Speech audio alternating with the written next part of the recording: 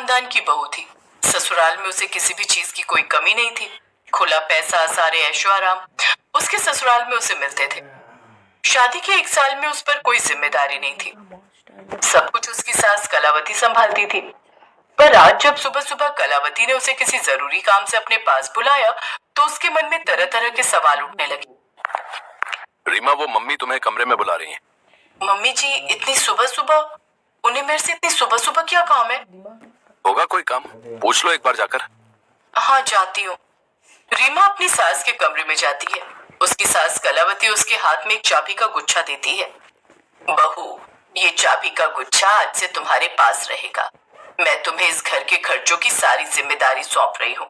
जिस तरह से मेरी सास ने मुझे ये जिम्मेदारी दी थी, अब ये जिम्मेदारी मैं तुम्हें सौंप रही हूँ। पर तुम्हें इस जिम्मेदारी को बहुत ध्यान से निभाना है। अभी मैं ये चाबी का गुच्छा केवल 1 महीने के लिए तुम्हें दूंगी। अगर तुमने मुझे अगले 1 महीने में पैसों की बचत करके दिखा दी तो मैं तुम्हें हमेशा के लिए ये चाबी का गुच्छा दे दूंगी। सास की बातें सुनकर रीमा के मन में खुशी की लहर दौड़ पड़ी। कब से मैं इस चाबी के गुच्छे को पाने की कोशिश कर रही थी। आज माँ जी ने खुद ही मुझे ये दे दिया। अब तो मेरे मजे ही मजे। मैं खुला खर्च करूंगी। नहीं, अभी 1 महीने तक तो मुझे बचत करनी होगी।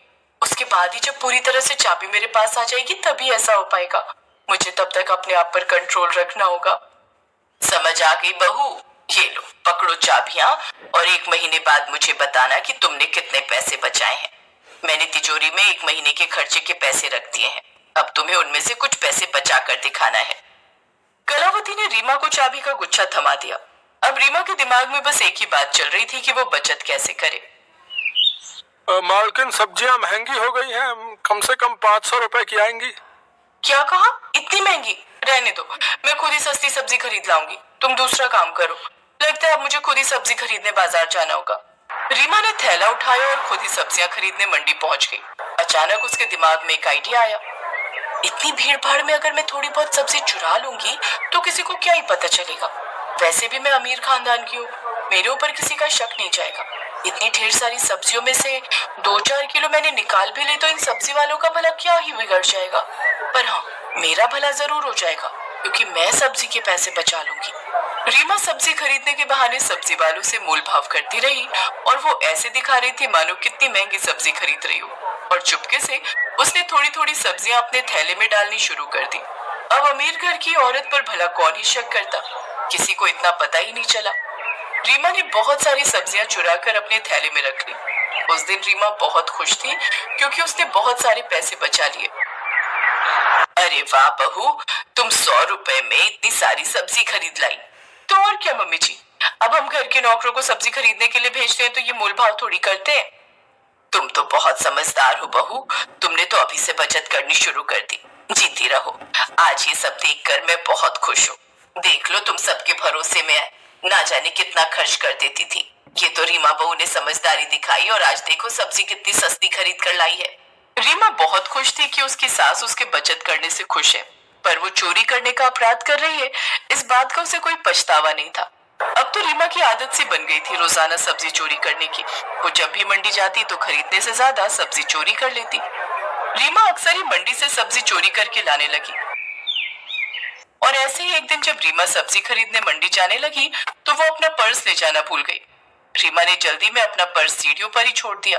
काम वाली ने सफाई करते हुए जब पर्स देखा तो सास को पकड़ा दिया। माता जी, लगता है रीमा भाभी अपना पर्स सीढ़ियों पर ही भूल गई। हाँ, बहू तो मंडी गई है। एक काम करती हूँ, मैं खुद ही सब्जी मंडी चली जाती हूँ। बहू को पर्स भी दे दूंगी और मेरा थोड़ा घूमना भी हो जाएगा। कलावती उस दिन खुद ही सब्जी मंडी पहुंच गई। सास को सामने देखकर रीमा घबरा गई। मम्मी जी, आप और यहाँ? अरे हाँ बहू, तुम अपना पर्स घर पर ही भूल गई थी। सोचा तुम्हें पकड़ा देती हूँ, थोड़ा मेरा टहलना भी हो जाएगा। अरे, तुमने सब्जियां कैसे खरीदी जबकि पैसे तो पर्स में है? रीमा के चेहरे पर चिंता की लकीरें पड़ गई। अब वो क्या जवाब देती कि ये सब्जियां चोरी की हैं? उसने अपनी सास को झूठ बोला। अरे मम्मी जी, वो मेरे पास ना थोड़े से पैसे इस थैले की जेब में रखे थे। सोचा अब घर क्या वापस जाऊंगी, जो है इन्हीं से कुछ खरीद लेती हूँ। बस सब्जी मैंने खरीद ली है। कभी कभी मैं बचे हुए पैसे ना इस थैले की जेब में रख देती हूँ। आज सचमुच काम आ गए। ये खूब अच्छा रहा बहू। वैसे करेले दिखाई दे तो खरीद लेना। बहुत दिनों से करेले नहीं खाए, अभी तो महंगे होंगे। कोई बात नहीं मम्मी जी, महंगे हैं तो क्या हुआ, आपसे ज्यादा कीमती थोड़ी है, मैं अभी लेकर आती हूँ। रीमा करेले ढूंढने के लिए मंडी में थोड़ा आगे चली गई। उसे पता था कि उसे करेले चुराने हैं ताकि पैसे बच जाएं। इतनी देर में कलावती को एक सब्जी वाला आवाज लगाता है। अरे माताजी, वो भाभी जी आपके साथ हैं क्या? उन्होंने मुझे आलू प्याज के पैसे नहीं दिए, बोल रही थी अभी दे देंगी। अच्छा, हो सकता है भूल गई होगी, कितने देने हैं मैं दे देती हूँ। सब्जी वाले ने कलावती से आलू प्याज के पैसे ले लिए। जब कलावती थोड़ी आगे बढ़ी तो सब्जी वाले के साथ बैठा हुआ एक और सब्जी वाला दोनों आपस में बातें करने लगे। ये तूने सही किया, अब अमीर लोगों पर चोरी का इल्जाम भी तो नहीं लगा सकते। हालांकि हम ये बात अच्छे से जानते हैं कि वो भाभी जी जो यहाँ सब्जी लेने आई है, हम सबकी सब्जी चोरी कर लेती हैं, और पैसे वालों के आगे हम गरीबों का जोर नहीं चलता भैया। वही तो, न जाने घर की क्या मजबूरी, क्या हालात है कि वो भाभी जी सब्जी चोरी करती हैं। मैंने तो आज पैसे निकलवा लिए, बल्कि मैं तो सोच रहा था कि तू भी पैसे मांग ले, बोल देता कि तेरे ठेले से भी उन्होंने सब्जी ली है। अरे छोड़ ना यार, अब आगे से ध्यान रखेंगे। हम उन भाभी जी को यहाँ से सब्जी देंगे ही नहीं, बोलेंगे कहीं और से ले लेंगी, या फिर पहले पैसे फिर सब्जी, और उन पर नजर रखेंगे। कलावती ने उस दिन 3-4 सब्जी वालों को ऐसे बातें करते सुना। कलावती को थोड़ा शक हुआ। जब रीमा करेले लेकर ऑटो रिक्शा ढूंढने लगी तब कलावती ने करेले वाले से पूछा, माताजी, मेरे से तो उन्होंने कोई करेले नहीं खरीदे, किसी और से लिए होंगे। हे भगवान, इसका मतलब रीमा बहू सब्जी की चोरी करती है और तभी वो इतने पैसे बचा पा रही है। इस बेचारे गरीब सब्जी वाले के करेलों के पैसे भी उसने नहीं दिए। भैया, हो सकता है इतने सारे ग्राहक में तुम पहचान नहीं पाए हो। ये लो, मेरी बहू ने तुमसे करेले खरीदे हैं, पैसे रख लो। धन्यवाद माताजी, आप जैसा ईमानदार ग्राहक अगर हम सब्जी वालों के पास आता रहे तो हमारी भी बिक्री में कमी ना आए। हो सकता है उन्होंने लिए हों और मुझे याद ना रहा हो उनका चेहरा। धन्यवाद माताजी। कलावती का मन बहुत खराब हुआ और जब सब नौकरों की छुट्टी हो गई तब कलावती ने रीमा पर बहुत गुस्सा किया। अपनी सास की डांट सुनकर रीमा बहुत शर्मसार हुई। वहीं पास में रीमा के ससुर भी बैठे थे और पति मोहित भी। उन दोनों को भी रीमा की इस हरकत पर बहुत गुस्सा आया। मुझे माफ कर दीजिए मम्मी जी, मैं तो बस बचत करने के चक्कर में ऐसा कर रही थी। मुझसे बहुत बड़ी गलती हो गई mummy ji. I am sorry papa ji, I am sorry Mohit ji.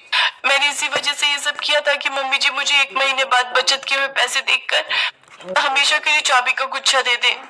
Reema बहू, हमारे जाने के बाद सब कुछ तुम्हारा और मोहित का ही तो है। ये घर भी तुम्हारा है और ये जायदाद पर भी तुम्हारा ही हक है। चोरी करना तो पाप है ना? क्या तुमने ये भूल नहीं की है? रीमा, तुम सोचो, किसी के खून पसीने की कमाई को हम मुफ्त में ही खा रहे थे। चोरी की सब्जी खाई है हमने। तुम्हें पता भी है कि तुमने कितनी बड़ी गलती की है। रीमा बहू, मुझे तुमसे ये उम्मीद ही नहीं थी। अभी तो नौकर भी घर पर नहीं है। भगवान न करे उन्हें अगर इस बात की भनक पड़ जाती या सब्जी मंडी में अगर तुम्हारी बदनामी हो जाती, तब सोचो क्या होता। हमारी खानदान में कितनी इज्जत खराब होती। सुनो जी, सारे सब्जी वाले तो यही बोल रहे थे कि एक अमीर खानदान की बहू होकर ये उनके ठेले से कितनी सफाई से चोरी कर लेती है, पर इसे कोई कुछ नहीं कहता क्योंकि वो लोग डरते हैं कि अमीर घर की बहू को कहकर कहीं मुसीबत ना आ जाए, क्योंकि रीमा को कोई चोर समझेगा नहीं। सबकी बातें सुनकर रीमा को सचमुच अपनी गलती का बहुत एहसास हुआ। मैंने सचमुच बहुत बड़ी गलती की है। मैं अब कभी भी ऐसा नहीं करूंगी, मैं प्रॉमिस करती हूँ। मम्मी जी, मुझे ये चाबियों का गुच्छा नहीं चाहिए, इसे आप ही संभालो। मैं ये जिम्मेदारी नहीं संभाल सकती। जिम्मेदारी तो तुम ही संभालोगी बहू, पर पूरी ईमानदारी के साथ। ये चाबियों का गुच्छा अब हमेशा तुम्हारे पास रहेगा। रीमा को अपनी गलती का एहसास हो जाता है और उस दिन